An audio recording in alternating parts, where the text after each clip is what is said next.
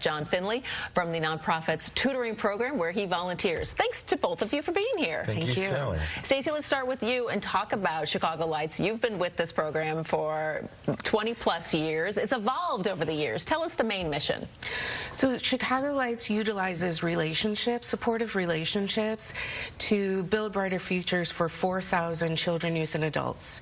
And we believe that every Chicagoan deserves the tools they need to overcome economic and social barriers. So we focus on youth development and social services for adults. And one of those key youth development programs is the tutoring. You talk about the people in the tutoring program. 93% of high school seniors who participated went on to graduate. You've been doing this for almost 30 years, tutoring. What is that like for you and for the students involved? Oh, it's given me such a sense of purpose. I've been engaged with the community. I love the kids. I follow the kids after tutoring. So it's wonderful to see their success, both during high school, but especially afterwards. What do you think it has meant to them? I know you work with kids mostly on the south and west side of Chicago. Yeah, it's fun to get thanks later. I was taught early on in tutoring that the thanks doesn't come right away. It's delayed gratification.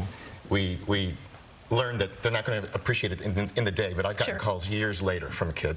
Weren't you the guy that took me to a Cubs game and that mentored me many, many years ago? And yeah, that was me, and it feels good. So it goes beyond just sitting there working on the math homework or things like that. I mean, you guys at Chicago Lights do a lot of things. You've got a dance program, a dance academy in many schools. You've got social services center for adults, summer camps, an urban farm. You say these are life-changing programs, Stacy. They are. It's all about building esteem and letting people know how important they are and giving them tools so that they can do what they want in life. And you also say that for the two of you who've been involved in this a long time, you've gotten a lot out of it yourself, right, Jon? Oh, absolutely. And made so many friends and got engaged with Chicago. What's next? You keep evolving over the years when you see a need. What do you see ahead? We're going to continue to make wonderful matches between caring adults and students.